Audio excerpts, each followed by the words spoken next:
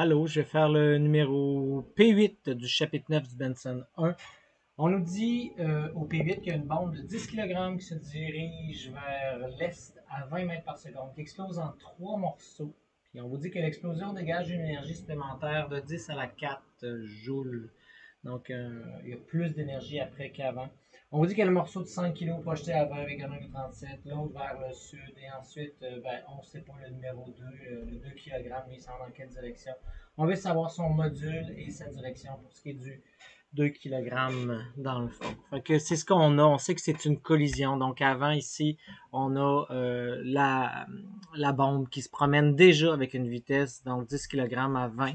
Et après, ça se sépare en 3 morceaux. Donc on voit 5 plus 2 plus 3, ça fait bel et bien 10. Donc tous les morceaux sont là. Bon, c'est une collision, en fin de compte, parfaitement inélastique, mais c'est l'inverse. C'est plutôt qu'ils se collent ensemble, qu'ils restent collés. Ben, c'était collé puis ça se dégage. Donc ici, là, c'est un peu ce qu'on a. Donc une collision parfaitement inélastique. Et pour cette solution-là, ben, on va encore faire, vu que c'est une collision, la conservation de la quantité de mouvement, autant avant et après, donc ça va être conservé. Et naturellement, en l'absence de force extérieure ici, puisqu'on est en 2 dimensions, il va falloir que je le fasse en X puis en Y. Donc peut-être remarquer ici qu'on va se faire un axe des X normal, là. Donc un axe des X vers l'avant ici, puis un axe des Y qu'on va faire dans l'autre direction, dans le fond, en perpendiculaire. Donc si je retourne ici, je vais aller en X, puis pour ce qui est dans X, je vais faire la somme de la quantité de mouvement avant en X. Donc bon, si j'écris la formule, ça fait M1 U1X plus M2 U2X est égal à, bon, blablabla. Là, ici, je sais pas si vous voyez, j'ai pas deux objets au début, j'ai juste un objet. Donc, en bout de ligne, ce que j'ai juste M1 U1X qui va vers l'avant. Puis, ben, après, ben, c'est ce que j'ai, les 3 morceaux. Donc, le morceau 1, le morceau 2, le morceau 3, et ainsi de suite. Donc, plutôt que de l'écrire avec des variables, je vais y aller tout de suite avec des chiffres, qu'on va le raisonner ensemble. Donc, vous voyez, ici, j'ai 10 kg qui s'en va à 20 vers X. Donc, c'est carrément 10 fois 20. Je vais partir avec mon 5 en haut. Je vois que c'est 20, mais c'est cos 37 qui va me donner, dans le fond, la vitesse vers l'avant des X. Donc, ça va être 5 fois 20 cos 37 plus... Bon, vous voyez, V3, c'est 0. Il est en Y uniquement. Il n'y a rien en X. Donc, lui, il vient de disparaître. Il me reste mon 2. Donc, j'ai 2. On pourrait dire V2 cos theta avec un cos theta inconnu, mais dans ce cas-ci, puisque c'est le seul inconnu, je vais plutôt appeler ça V2x. Donc, c'est la vitesse x de l'objet de 2 kg. C'est pour ça que je l'appelle comme ça. Et là, je peux rapidement calculer ce V2x-là, parce que c'est tout ce que j'ai comme inconnu dans lui. Donc, faisons-le. 10 fois 20 moins 5 fois 20 fois cos de 37. Je mets un degré, oui.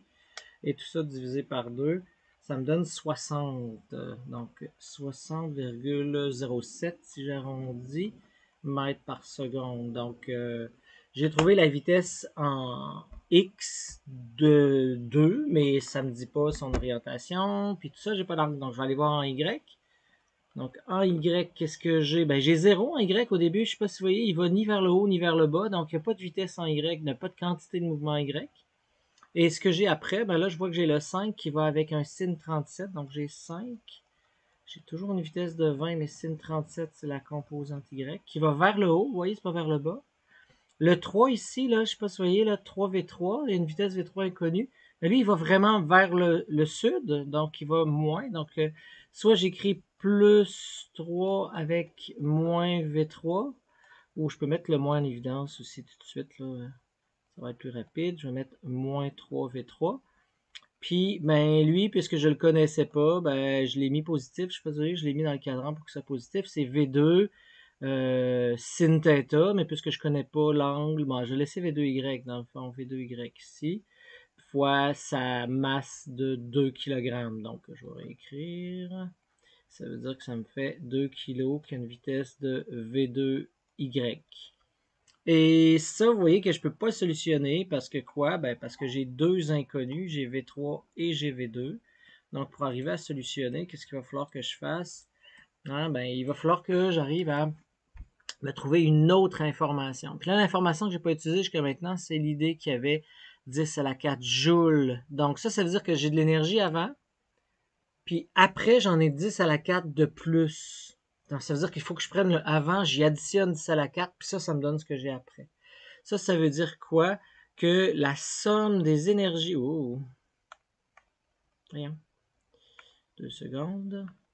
La somme des énergies cinétiques